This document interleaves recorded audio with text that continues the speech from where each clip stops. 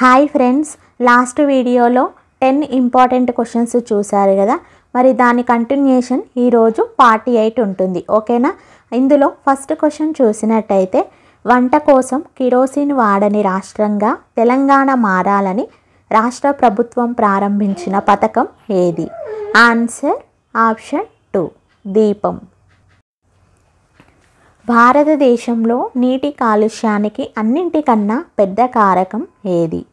Answer option 4 శుద్ధి చేయబడని మురుగునీరు. భూతాపం వల్ల భారతదేశంలో ఋతుపవనాలు.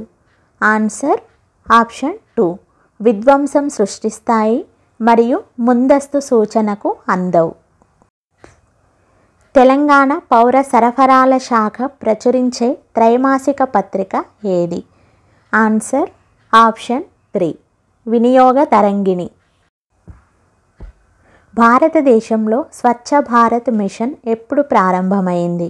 Answer option 3 2014 October 2.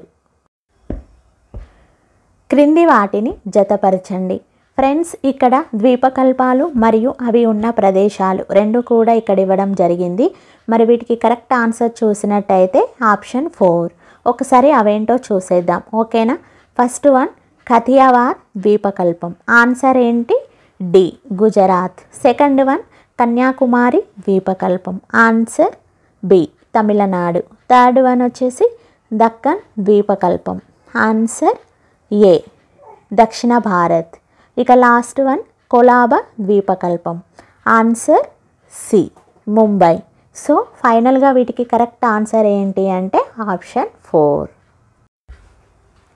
భారతదేశ జాతీయ ఆదాయాన్ని అంచనా వేసేది ఏది? Answer option 3 reserve bank. సంపద తరలింపు సిద్ధాంతాన్ని ప్రతిపాదించింది ఎవరు? Answer option 2 Dadabhai Naoroji. దేశంలోనే తొలిసారిగా సంచార పశు వైద్యశాలలను ప్రారంభించిన రాష్ట్రం ఏది? Answer option 3 Telangana. పగడపు దీవులు అని వేటిని పిలుస్తారు? Answer option 2 లక్షద్వీపులు. ఓకే ఫ్రెండ్స్, చూసారు కదా ఈరోజు 10 ఇంపార్టెంట్ క్వశ్చన్స్.